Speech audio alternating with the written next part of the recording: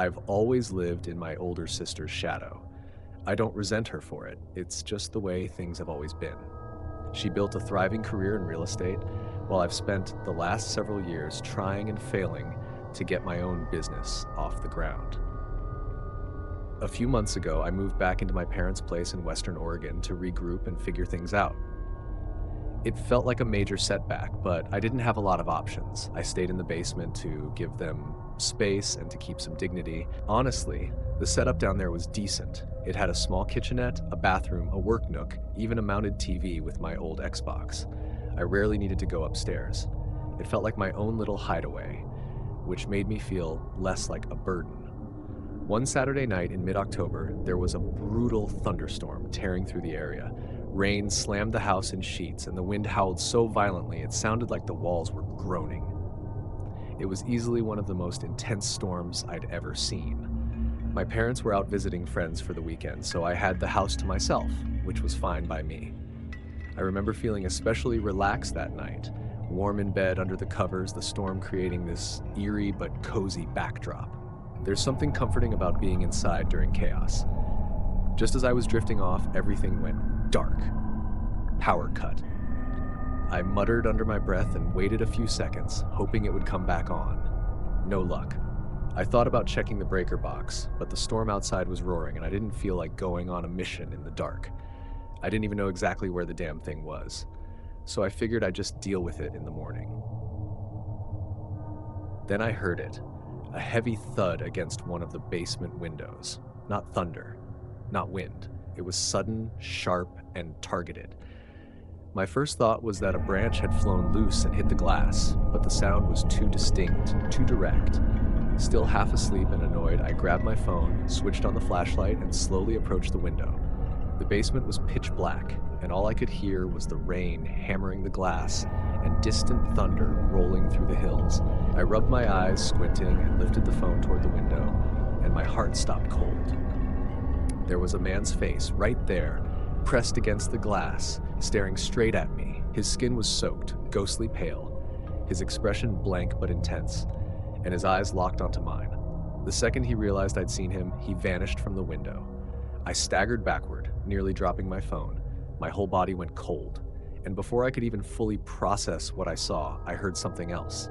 Footsteps. Not outside, upstairs. I froze, listening. The hardwood floorboards above me creaked under shifting weight. I wasn't just being watched. Someone was in the house. Panic surged through me. I was alone. No power. No cell signal in the basement. Wi-Fi was down. And now strangers were walking around upstairs. I fumbled with my phone, hoping a bar of service might magically appear. Nothing. I had two options. Stay hidden and hope they didn't come downstairs, or try to sneak out. I knew I couldn't confront them. I'd be outnumbered and probably outmatched. So I decided to risk it. Sneak up, slip out the front door, and call for help once I got outside. Step by careful step, I crept toward the stairs. My heart was slamming in my chest. When I reached the top and peeked around the corner, I froze.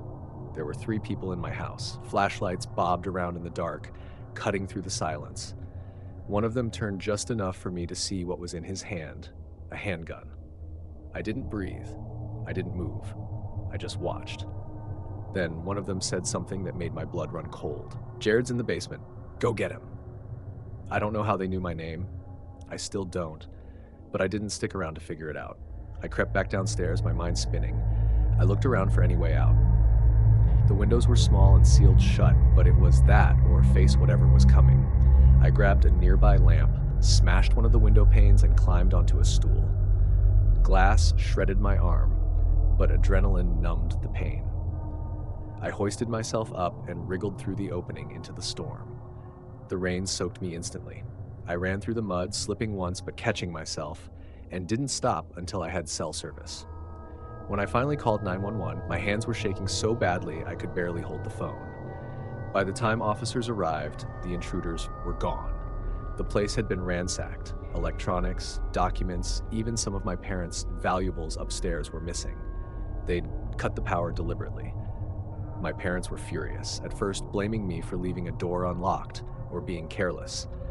It took a lot of pleading to get them to calm down, but the worst part isn't what was stolen. It's what they said. How did they know my name? I still think about that night sometimes, about what would have happened if I'd hesitated just a little longer.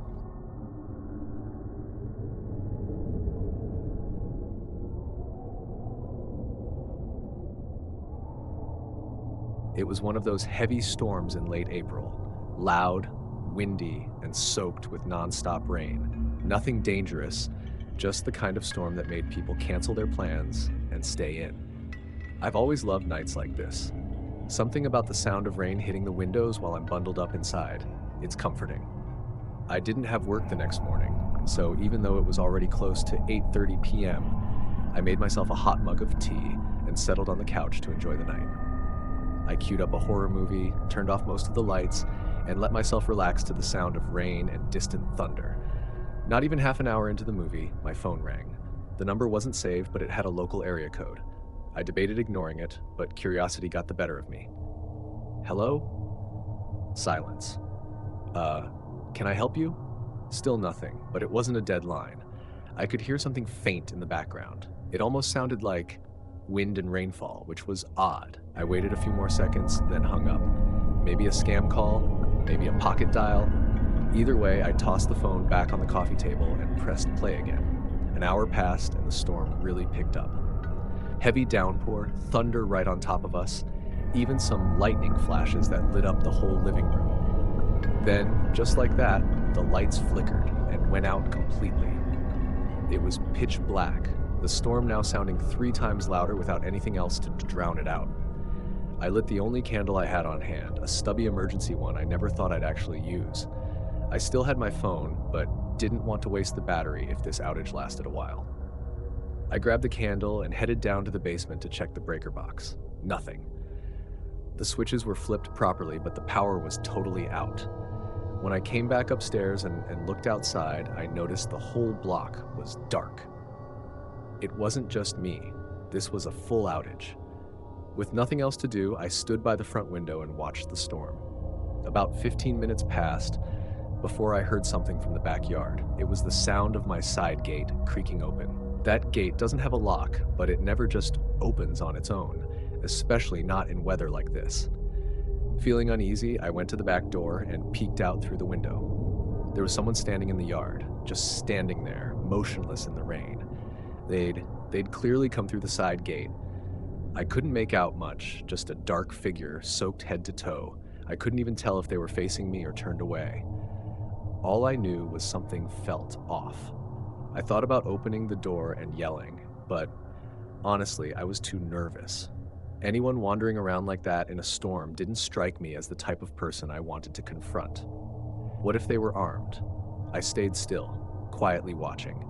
After maybe a minute, the person moved. Slowly, they raised one hand to the side of their head. I saw a faint glow. A phone. At the exact same time, my phone started ringing again. Same number. That's when it hit me. This guy had called me earlier. I hadn't imagined the storm sounds in the background. He was out there, the whole time. I rushed to the living room and confirmed it was the same number. By the time I got back to the door, the figure was gone. I cursed under my breath. Why didn't I just keep watching him? Now I had no idea where he went, and every part of me felt exposed. I backed away from the door and sat in the corner of the room, keeping as quiet as I could. A few minutes passed before my phone rang again. I jumped, heart pounding. I let it ring. A few seconds after it stopped, someone banged on the front door. Then another call. Then more knocking, harder this time, shaking the door frame. I turned off my phone's sound and froze. I know that sounds ridiculous, but I'd never experienced anything like this. The storm, the blackout, the figure in the yard, it was too much. It wasn't until he started slamming on the door, like he was trying to break it down, that I finally snapped out of it and called the cops. My hands were shaking so bad I could barely hit the right buttons. The dispatcher said someone was nearby and would arrive within a few minutes. The guy was still pounding on the door. I kept the dispatcher on the line and whispered everything I saw. About 4 minutes later, she told me the officer was pulling up. I heard someone yell from outside. I ran to the window just in time to see the cop chasing the guy down my driveway. They both disappeared into the darkness. The officer came back maybe 2 minutes later. Alone, the guy had gotten away. To be honest, I was surprised by how seriously they took it. The officers stuck around, asked a ton of questions, and they even sent someone out the next morning to check the property. Unfortunately, the number was a burner, no trace. I thought about it a lot afterward. Who could it have been? Why me? I couldn't come up with a single reason or suspect, just some stranger, standing in my yard through a storm, calling me and trying to break in. It's been months since that happened, and I haven't gotten another call, but I still check the backyard gate every night before I go to bed.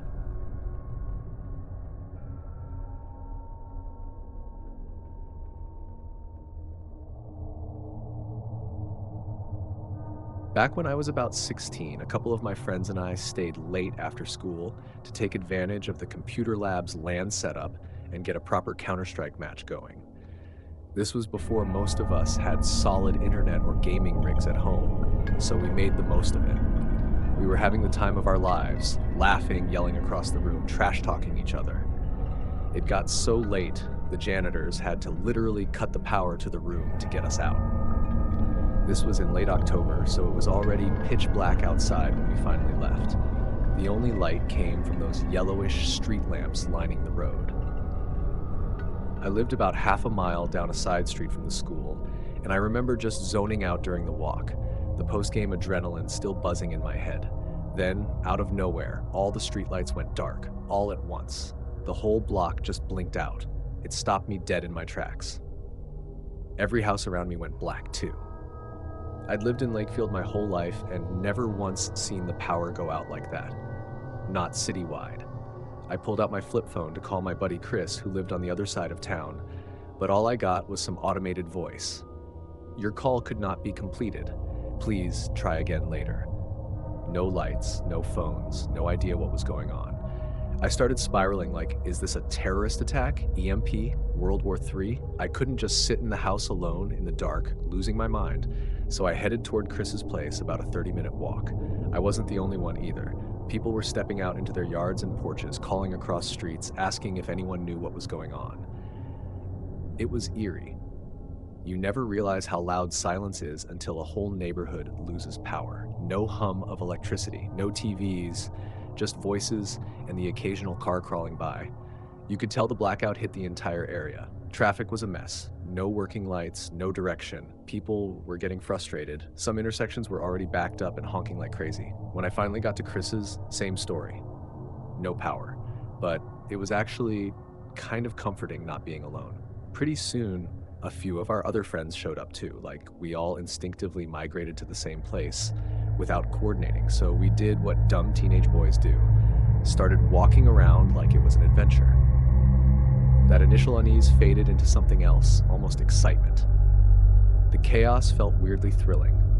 Adults were nervous, but we felt invincible. We were laughing, joking, imagining this was the start of some zombie apocalypse. But that high didn't last long. The first real sign of trouble was when we passed a corner mart and saw 3 guys sprinting out of it with bags in their hands. The owner chased them out, screaming that he'd called the cops. It hit us then. No power meant no cameras, no alarms. And cops? Good luck. Most of them were probably tied up directing traffic or trying to respond to looting calls. We saw people pulling down shutters, locking up, standing guard with bats or metal bars. Fights were breaking out in the streets over nothing. It was starting to look less like a blackout and more like a breakdown. We got the hell out of there and headed to this old elementary school parking lot we used to hang out at, a place down near the creek, surrounded by trees. In hindsight, that was a terrible idea. It was the darkest place we could have gone. Normally there were lights around the lot, but that night the only light came from the moon or our dim-ass phone screens. We couldn't see more than a few feet. Anyone could have been out there. At first, it was just quiet. Then, someone asked, "Did you hear that?" We froze, waited, nothing. A few minutes later, same thing. Someone swore they heard movement in the trees. We laughed it off. Probably just animals or one of us messing around. Then someone was grabbed from the shadows. At first, we thought it was just one of our own pulling a prank, but the look on his face, he was panicking. And when someone else tried to help him and got thrown to the ground, it was chaos. There were at least 2 of them, maybe more. Strangers, fast and aggressive. I got punched in the jaw and dropped. Next thing I know, someone's kicking me hard, and I hear one of them say, "I think he's dead. He's not moving. Screw this, let's go." I stayed curled up, not daring to move. Then the footsteps faded. Silence. I looked up slowly. A few of the guys were crawling, limping toward another body lying completely still on the pavement. I thought my friend Will was dead. I can't describe that feeling, just absolute horror. But thank God he wasn't. He was unconscious for a while, but eventually came to. Slurred speech, couldn't really sit up, probably a concussion. The rest of us had bruises, cuts, busted lips, but we were alive. We limped home, heads pounding, phones still useless.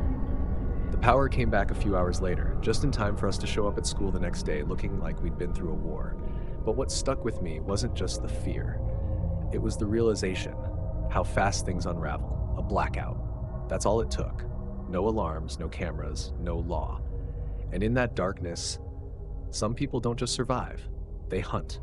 We weren't mugged by monsters. They were just regular guys, walking among us every day. Until the lights went out.